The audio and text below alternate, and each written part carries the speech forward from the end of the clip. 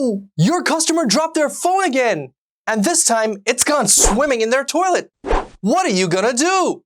Cell phones taking a tumble and getting splashed with water is nothing new. It's one of the most common complaints cell phone repair shops have to deal with. However, it's not always a simple solution dealing with them. And there are a lot of myths that go around on how to save your drenched companion. Well, we're here to help you separate fact from fiction and brief you on what to do when a phone gets water damaged. Here are the top myths of saving water-damaged phones. So first, let's start off with how you can tell that a phone's gotten water in or on it. Every modern smartphone has something called a liquid damage indicator. It's a little strip placed in your phone that can be used to detect the presence of water.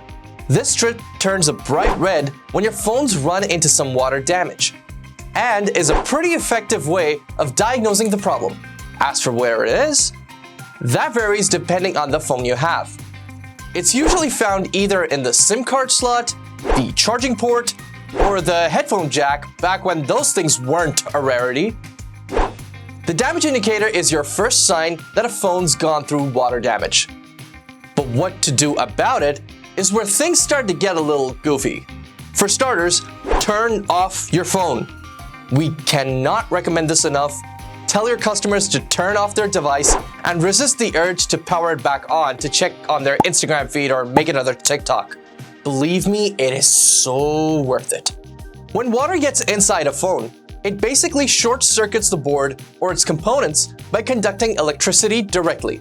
This is more likely to happen if your phone is powered on, so turning it off is the first step to saving it.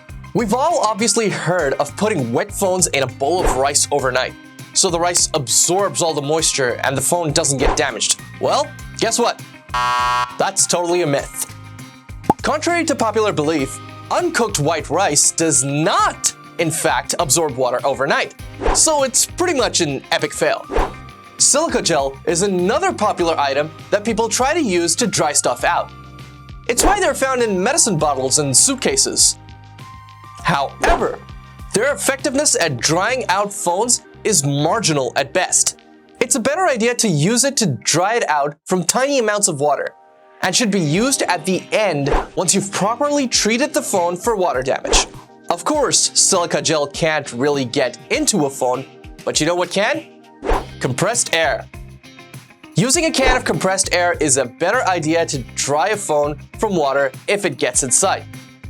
It's dry and blows up water particles enough that they leave your phone, though once again, isn't really the best solution.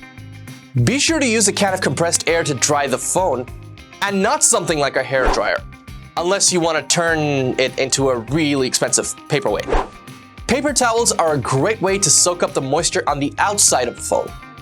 The best idea is to take everything removable from the phone in question and use a paper towel to dry it from the outside, or as much as you can reach.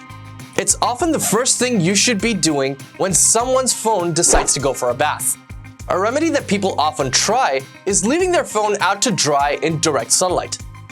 That is not a remedy you should be using as a technician, however. The dangerous thing about getting water in phones is having it evaporate inside. If you were paying attention in your 5th grade science class, you'll know that evaporation means that the water is still there, just in the air now. This could still short-circuit your phone when you power it on, or more importantly, corrode the material that's inside it. And that's not something that you need. What you should be doing is taking the phone apart and leaving it on a shelf to dry after you've removed all the excess water from it. Once it's sufficiently dry indoors, you can then look at the damage and make your repairs accordingly. To learn more about repairing water-damaged phones, check out our article linked in the description. We've got some handy tips for taking care of wet phones for repair technicians, so be sure to give it a read. Alright guys, thank you so much for watching. Remember, if you liked this video, be sure to give it a thumbs up. Tell us what myths you discovered when repairing water-damaged phones down in the comments. And if you really like us, why not subscribe to the Repairdesk channel? We've got more videos like this to help you improve your business, so be sure to check them out. Once again, thank you so much for watching and have a great one.